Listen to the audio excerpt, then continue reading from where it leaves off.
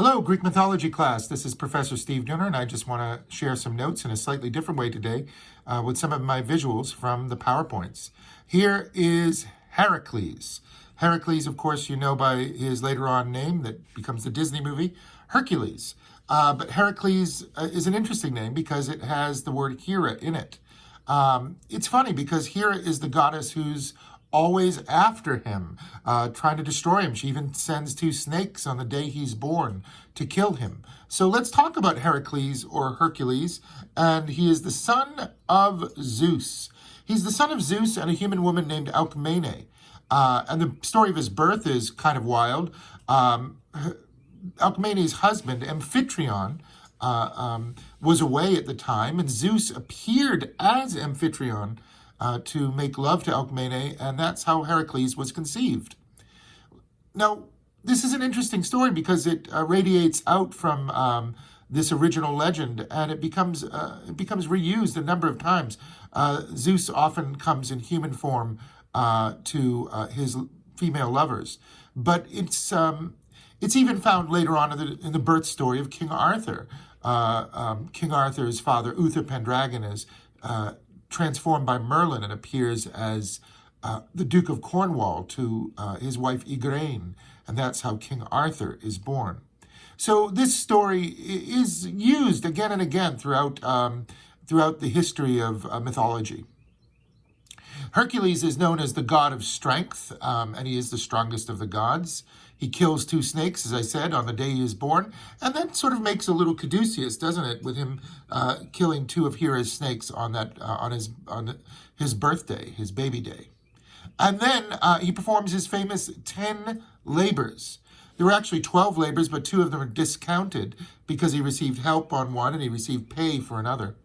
And he's known as a demigod, or a half-god at first, but his human self is burned away or ripped away at the end of his life when he dies, and then he becomes all God, and he goes up to Olympus, and he lives with Zeus, his father.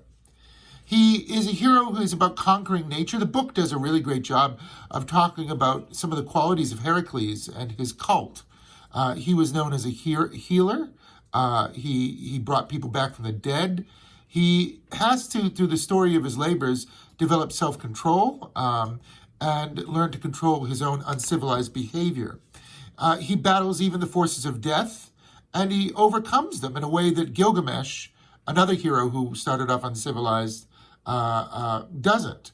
He actually overcomes the forces of death and actually receives his own resurrection or apotheosis. He eventually joins the other gods on Olympus. Here he is again. Please notice his traditional garment, which is his lion skin, which is always associated with him. And he's always associated with a war club because of his great strength, battering things down. His first labor is the Nemean lion. The Nemean lion has an invulnerable pelt, meaning that no arrow or spear can pierce it. But Hercules actually defeats the Nemean lion by throttling it, by strangling it until it's dead. And he brings the Nemean lion in on his shoulders, and when Eurystheus, the king who has set Heracles to all of his labors, sees it, he's so terrified at the strength and wonder of Heracles that he says, lay it down outside the castle, lay all your accomplished labors outside. The reason Heracles has to do these famous labors is he's doing penance. Usually it's because he was driven mad by Hera and he murdered his own children. Drove them off a cliff. And so it's an interesting story. This is Heracles' way of coming back to humanity through each one of his labors.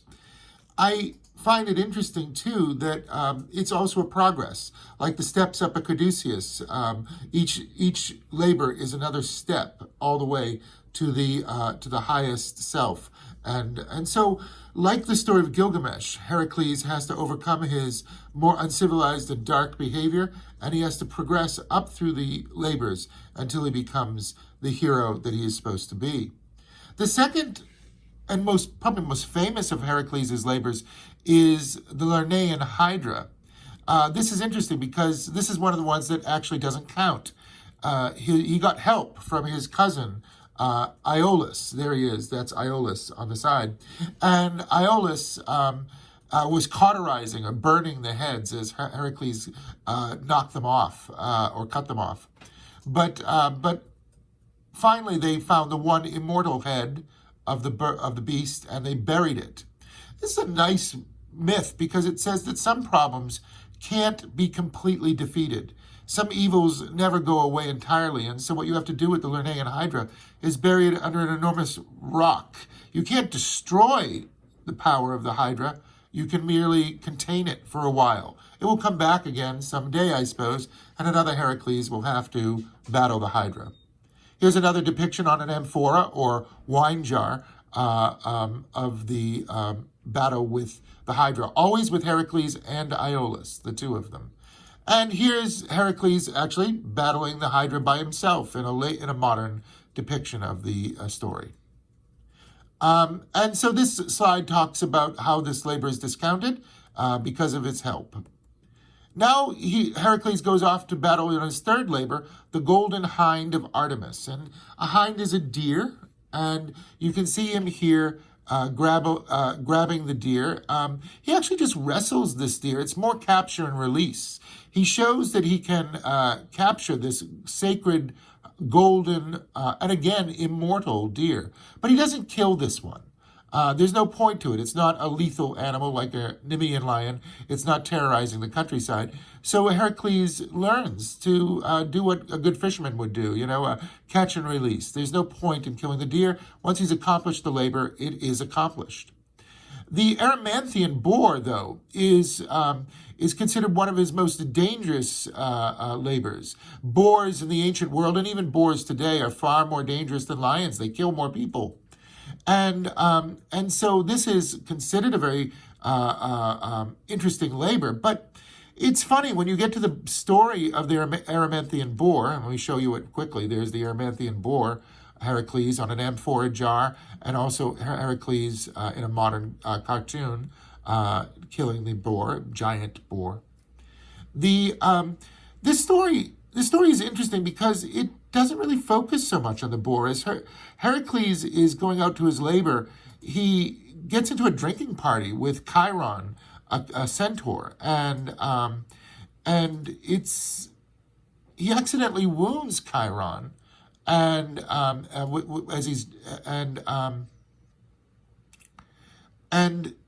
it shows you that the true hero must learn civilized behavior. The centaur, Chiron, takes the place of Prometheus on the rock in the underworld at the end of time because Chiron finally wants to die and be spared of his suffering, because centaurs can never die. This is a really strange story. And so it takes a detour from the Erymanthian boar into this story of Heracles' future task of freeing Prometheus. The next labor is particularly interesting too, because it's cleaning out the very filthy, dirty, manure-filled Augean stables. This is again about the problem of immortality. When you have immortal horses, as the Augean stables have these immortal horses, they also produce an immortal amount of dung and waste and manure. And so Heracles has to find a way to clean this unbelievable pileup of manure. And he's very clever. He channels a river like Superman. He changes the course of a mighty river, and he has the river flood through the Augean stables. Here's the image, and you can see the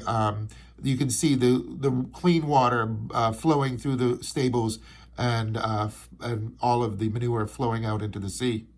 This is a very weird and wonderful story. Again, it's about the problem of immortality. The more your problems last, the more they build up. The more anything lasts, the more it builds up problems and complications. And you have to know how to work with nature in order to overcome these problems, these enormous scale problems. There's another image of Heracles freeing or cleaning the Augean stables. The Stymphalian birds would be great in a video game today. This is the sixth labor. And the Stymphalian birds are these bronze and metallic birds. And Athena gives Heracles castanets that allow him to rouse the birds so he can kill them with a slingshot. And so you can see these magical birds. There's some great, actually, video game versions of these mechanical birds that Heracles has to do battle with. The seventh one is very much associated with the ancient Greek world. It's called the Cretan bull. And Crete was one of the centers of the Mycenaean civilization of ancient Greece. Crete really is where a lot of Greek culture comes from. And there were ancient bull jumpers and people who worshipped the bull and this Minotaur you might have heard of before, the man with the bull's head. This is a famous bull that Heracles has to battle. And you might want to notice on this slide it says it's a bull symbolically identified with Zeus too, because he came as a bull when he carried away Europa, another one of his female conquests on Earth. And of course, Heracles captures this bull and releases it again because I think it's a sacred symbol of ancient Greece. And that's something else that's really happening. Heracles is like Johnny Appleseed. He's crossing all of the United States. He's crossing all through the different parts of the Greek world. And with each of his labors, he's kind of creating a Greek national identity. He's uniting the Greek world. And the Cretan bull, of course, is a key symbol of Greece. And there's Heracles battling or wrestling the Cretan bull, which he will release. These are the ancient Minoan bull jumpers of Crete. This is not Heracles. These guys used to actually do this as a game, like bullfighting. They would actually jump over bulls for fun and practice, I guess, as part of a sacred ritual. The mares of Diomedes are a very interesting and weird labor because these are horses that eat human beings and rip apart their flesh. And this one is, I think, for modern readers, one of the more fun ones because it comes off like a Predator or Alien movie. Heracles goes with a group of other warriors to battle the mares of Diomedes, but his entire army or his entire little commando battalion gets killed one by the horses until Heracles alone has to do battle with them. You can see this poor fellow is getting ripped apart by the mares over on the other side. Of course, Heracles does successfully defeat the mares of Diomedes. The Belt of Hippolyta is a legendary labor because it has a lot of complicated and weird elements for Heracles. In one version of the story, it's very simple. He goes off to Hippolyta and he battles with her and he defeats her and kills her and he gets the belt. But in other versions of the story, Heracles goes and he lives as an Amazon with the queen of the Amazons, Hippolyta, and he actually dresses in drag and he becomes sort of a female version of Heracles for a while. You can see that's Heracles in drag. Very interesting story. So this myth has a lot of strange permutations. It does also say that there's a kind of a female quality to Heracles, but also says that women might also be able to be as strong as Heracles in their own way. And so if you notice this, it says here in my slide, when Hera rouses the women warriors to trickery, Heracles sees it as a threat and kills Hippolyta. But that's a different version of the story than where Heracles wears woman's costume for so long. And then he goes and finds the cattle of Geryon. These last three episodes, and the book is very good about this because this connects with the theme the book is talking about healing. The last three episodes address the conquest of death in various symbolic forms. The cattle of the sun, in this case, are associated with the nearby cattle of the underworld. So if you can conquer the cattle of the sun, Geryon, the light exists a mirror reflection to the world of the dark. You're in some way conquering the underworld. The book goes on about this. I think it's a great point that Heracles, in a way, in conquering these cattle, is conquering death. Here's Heracles and the cattle of Geryon. The next myth is the apples of the Hesperides, and these apples grant immortality, and the Greek gods eat them so they can stay immortal. The interesting thing is Heracles doesn't even know where this tree is, and he has to get a giant to get these apples because the apples are guarded by dragons and monsters. And so he actually gets Atlas, the Titan who's cursed to to hold up the sky to do it for him. And this is one of those myths that really becomes like Jack and the Beanstalk and a lot of other great stories that you can find in fairy tales and legends. Here are the apples of the Hesperides. Those are the three Hesperides that you see keeping the apples. And then here is an image of the apples, a kind of abstract image, but it's guarded by enormous serpents. And here is Heracles saying, you know what, I'll temporarily hold up the sky for you. I'll hold up the world for you for a moment, Atlas, if you can go get those apples for me. And so Atlas goes off and he gets the apples, but when he returns, he doesn't want to take the sky back.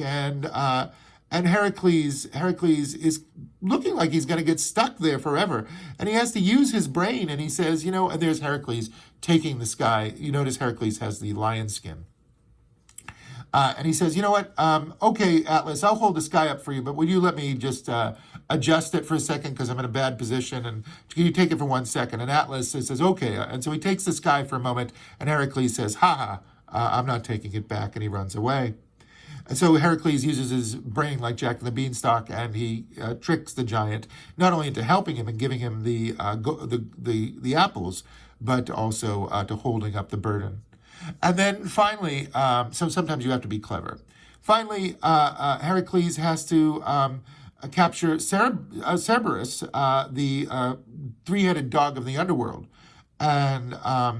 and so, interestingly enough, here's Heracles and Cerberus, and there he is capturing the dog. This is the dog that guards the gate to the underworld. And so all of Heracles' labors, those last three especially, are progress towards a spiritual completion. And the last three are about conquering death and about becoming immortal, and the kind of deeds you do to make yourself immortal and known forever. One other legend that really is important for Hercules is not one of his labors, but it reminds us of Thor's battle with the old woman Ellie, the old lady who he couldn't defeat. This is Heracles wrestling Antaeus. It's one of his great stories. And Heracles, even though he's the strongest of all men and gods, he can't defeat Antaeus. And he keeps struggling and struggling and struggling. And then he realizes that Antaeus his power comes directly from Mother Earth, Gaia. And so what Heracles does is he lifts, this is the image here, he lifts Antaeus up off the ground and he loses all of his strength. And that's sort of like sumo wrestlers. They stay close to the ground and it gives them extra power. But Heracles learns their secret. And this, so you can see some of the history of Greek wrestling here. The death of Heracles is really interesting too, because Heracles winds up receiving a coat dipped in centaur's blood from his wife Deianira. And she doesn't realize that this is a trick by Nessus to kill Heracles for revenge. And Heracles puts on the coat, and when he tries to remove it, it has grafted itself onto his skin and his body. And so the only way he can remove it is by ripping his own body apart, and he tears it to shreds. And as Heracles is ripped apart, the way Orpheus is ripped apart, and the way Osiris is ripped apart, his human self is dying, and his immortal self is being released. His last words are the same words as Jesus on the mountain of Calvary in the story of the crucifixion. Jesus says, it is accomplished. And those are actually Heracles' last words, because he has become a full god. After his death, Heracles becomes a god upon Olympus. And so that's my brief lecture on Heracles. I hope this helps.